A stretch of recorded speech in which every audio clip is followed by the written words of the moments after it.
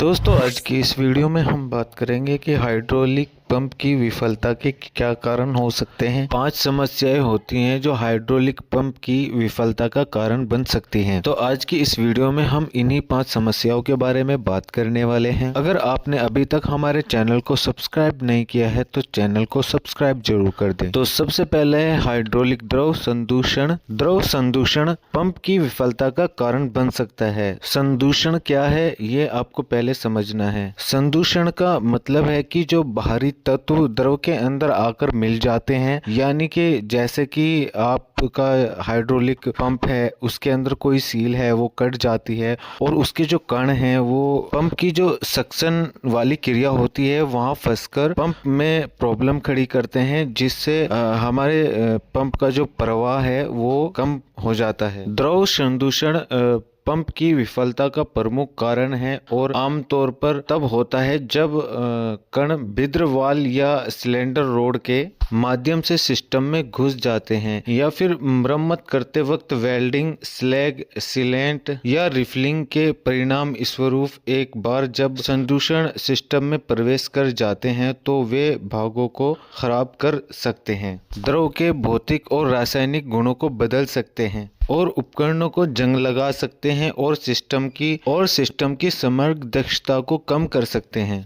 और इसके बाद है अतिरिक्त दबाव। हाइड्रोलिक पंप दबाव की एक लिमिट के हिसाब से डिजाइन किए जाते हैं। अगर दबाव पंप की रेटिंग के हिसाब से ज्यादा हो जाता है तो इस कंडीशन में हाइड्रोलिक पंप के ऊपर अधिक लोड पड़ेगा। इस कारण पंप को एक नुकसान होगा जिसकी वजह से वह संचालन बंद कर देगा। अगर दबाव में अत्यधिक बदलाव होता है तो यह एक विस्फोट का कारण भी बन सकता है। तीसरा पॉइंट है पंप या लाइन में हवा। यहाँ पर क्या होता है कि हाइड्रोलिक पंप के ठीक से काम करने के लिए जो उसके जोड़ होते हैं और जो शाफ्ट वगैरह होती हैं उनको सील्ड किया जाता है ताकि इसमें हवा ना फंसे। और अगर सिस्टम में हवा फंस जाती है तो उस वक्त दबाव और तापमान में उतार चढ़ाव पैदा हो सकता है जो पंप को खराब कर देगा। आमतौर पर पंप में हवा होने का एक संकेत तेज आवाज है। और 4 नंबर है गुहिकायन यानी कि कैविटेशन। कैविटेशन जब होता है जब पंप की गति जो होती है वो असंगत होती है, जिसके कारण हवा के बुलबुले बनते हैं और तेजी से ढह जाते हैं। जब ऐसा होता है तो उस वक्त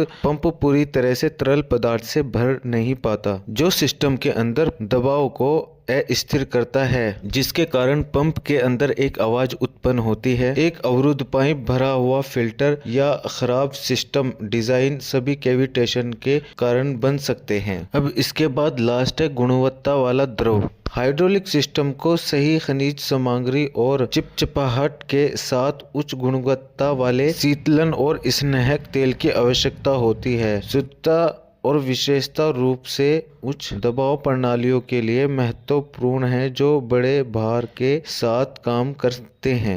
अब बात आती है हाइड्रोलिक पंप की विफलता को कैसे रोका जा सकता है। हाइड्रोलिक पंप की विफलता को रोकने का सबसे अच्छा तरीका है अपने हाइड्रोलिक सिस्टम का निरीक्षण और रखरखाव करना। हाइड्रोलिक फिल्टर और स्ट्रेनर आपको द्रव संदूषण से बचाने में मदद करेंगे और बदले में सिस्टम के अंदर तापमान और दबाव को स्थिर करेंगे। फिल्टर 50 माइक्रोन से छोटे कणों को हटाते हैं और स्ट्रेनर 50 माइक्रोन से बड़े संदूषकों को हटाने के लिए स्पर्श रेखा रूप से काम करते हैं। तो इन तरीकों से आप अपने पंप की विफलता को बचा सकते हैं।